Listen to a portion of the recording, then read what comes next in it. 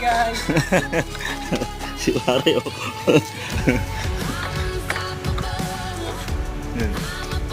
Nakakahalo. Nagbubuo sila ng flooring.